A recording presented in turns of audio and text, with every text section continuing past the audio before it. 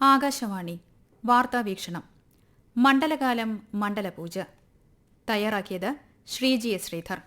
അവതരണം ശ്യാമ.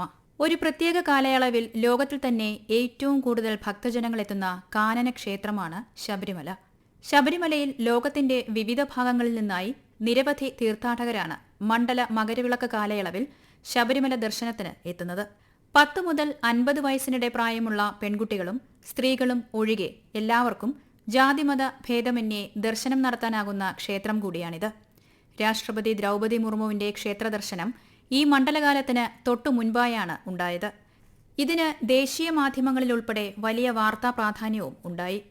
കഴിഞ്ഞ മാസം 16-ന് നട തുറന്ന് വൃശ്ചികം 1 17 മുതൽ ആരംഭിച്ച വ്രതശുദ്ധിയുടെ 41 ദിവസങ്ങൾക്ക് സമാപനം കുറിച്ച് ശബരിമല നട നാളെ രാത്രി 11-ന് ഹരിവരാസനം പാടി അടയ്ക്കുന്നതോടെ ഇക്കൊല്ലത്തെ ശബരിമല മണ്ഡലകാലത്തിന് സമാപനമാകും.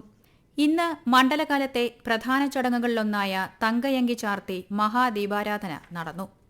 23-ന് ആറന്മുളയിൽ നിന്ന് ഘോഷയാത്രയായി പര്യടനം ആരംഭിച്ച തങ്കയങ്കി രഥഘോഷയാത്ര ഇന്ന് ഉച്ചയോടെ പമ്പ ഗണപതി ക്ഷേത്രത്തിലും തുടർന്ന് സന്നിധാനത്ത് സോപാനത്തെത്തിയപ്പോൾ തന്ത്രിയും മേൽശാന്തിയും ചേർന്ന് ഏറ്റുവാങ്ങി ശാസ്താവിന് അങ്കി ചാർത്തി ദീപാരാധന നടത്തി.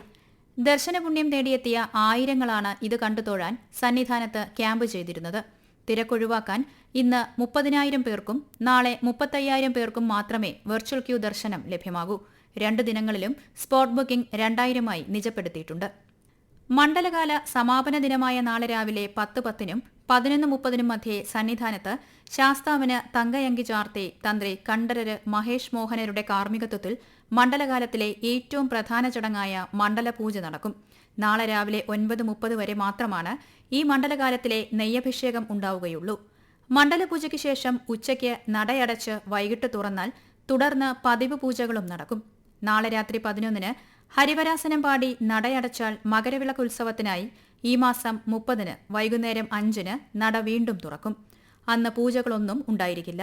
31-ന് പൂജകൾ ആരംഭിക്കും. മകരസംക്രാന്തി നാളായ ജനുവരി 14-ന് വൈകിട്ട് തിരുവാഭരണം ചാർത്തി സ്വാമിക്ക് മഹാദീപാരാധനയും മകരവിളക്കും നടക്കും.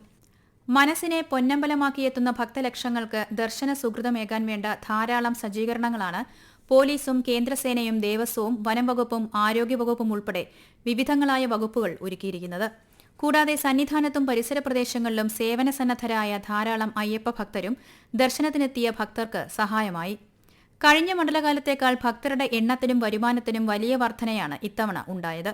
102 വയസ്സുകാരി വയനാട് സ്വദേശി പാറുക്കുട്ടിയമ്മൂമ്മ മുതൽ ജനിച്ച് മാസങ്ങൾ മാത്രമുള്ള കുരുന്നുകൾ വരെ അയ്യന്റെ പൂങ്കാവനത്തിലെത്തി ദർശന സുഹൃതം നേടി മടങ്ങി. ഏതാണ്ട് 30 ലക്ഷത്തിലധികം ഭക്തജനങ്ങളാണ് ഈ മണ്ഡലകാലത്തിൽ സന്നിധാനത്തെത്തി ദർശനം നടത്തിയത്. മണ്ഡലകാല ആരംഭത്തിൽ 3 ദിവസം തിക്കും തിരക്കും ഉണ്ടായതൊഴിച്ചാൽ തിരക്ക് നിയന്ത്രിച്ച് തീർത്ഥാടകർക്ക് ദർശന സൌകര്യം ഒരുക്കുന്നതിനും അനിഷ്ട സംഭവങ്ങൾ ഉണ്ടാകാതെ ഭക്തർക്ക് വളരെ മികച്ച മണ്ഡലകാലം ഒരുക്കുന്നതിനും കോടതിയുടെ മേൽനോട്ടത്തിൽ തിരുവിതാംകൂർ ദേവസ്വം ബോർഡിനും പോലീസും കേന്ദ്രസേനയും ഉൾപ്പെടെ വിവിധ വിഭാഗങ്ങൾക്കും കഴിഞ്ഞിട്ടുണ്ട്.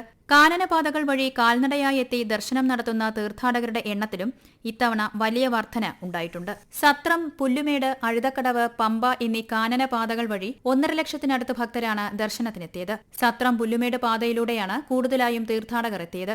ഈ മാസം 19-ന് ഹൈക്കോടതിയുടെ ഉത്തരവ് പ്രകാരം കാനനപാത വഴിയെത്തുന്ന തീർത്ഥാടകരുടെ എണ്ണം ദിനം 1000-ആയി നിജപ്പെടുത്തി. വനം വകുപ്പും കേന്ദ്രസേനയും അഗ്നിരക്ഷാസേനയും എമർജൻസി സ്ട്രെച്ചർ ടീമുമൊക്കെ കാനനപാത വഴിയെത്തുന്ന തീർത്ഥാടകർക്ക് സേവനമൊരുക്കി. പമ്പ മുതൽ സന്നിധാനം വരെ ഘട്ടം ഘട്ടമായി തിരിച്ച് തിരക്ക് കൂടിയ സമയങ്ങളിൽ നിയന്ത്രണം നടത്തിയിരുന്നു. ഇത്തരം സാഹചര്യങ്ങളിൽ തീർത്ഥാടകർക്ക് കുടിവെള്ളവും ബിസ്ക്കറ്റും നൽകൽ ഉൾപ്പെടെ മുൻ ചീഫ് സെക്രട്ടറി കൂടിയായിരുന്ന Thiruvithamkur Devaswom board president K ജയകുമാറിന്റെ നേതൃത്വത്തിൽ അടിയന്തര ഇടപെടൽ തീർത്ഥാടകർക്ക് വലിയ ആശ്വാസം പകർന്നു. സന്നിധാനത്തെ അന്നദാന മണ്ഡപത്തിൽ ഒന്നിടവിട്ട ദിനങ്ങളിൽ സദ്യ നൽകൽ ആരംഭിച്ചതും പുതിയ പ്രസിഡന്റിന്റെ നേതൃത്വത്തിലാണ്. മണ്ഡലകാലം ആരംഭിച്ച് ഇതുവരെയുള്ള കണക്കനുസരിച്ച് 8 ലക്ഷത്തിലധികം പേർ അന്നദാന മണ്ഡപത്തിലെത്തി. ഈ മാസം 21 മുതലാണ് സദ്യ ആരംഭിച്ചത്. 23 വരെ ശബരിമലയിലെത്തിയ ഭക്തരിൽ നിന്ന് അന്നദാനത്തിന് 1.97 കോടി രൂപ സംഭാവനയായും ലഭിച്ചിട്ടുണ്ട്. ദേവസ്വം വിജിലൻസ്, വിവിധ വകുപ്പുകളുടെ സംയുക്ത സ്ക്വാഡുകൾ, ആരോഗ്യവകുപ്പ്, ജലം, വൈദ്യുതി, സാനിറ്റേഷൻ ടീം, BSNL, KSRTC തുടങ്ങി സ്റ്റുഡന്റ് പോലീസ് വരെ വിവിധ വിഭാഗങ്ങളുടെ പ്രവർത്തനങ്ങൾ തീർത്ഥാടകർക്ക് ഏറെ സഹായകരമായി.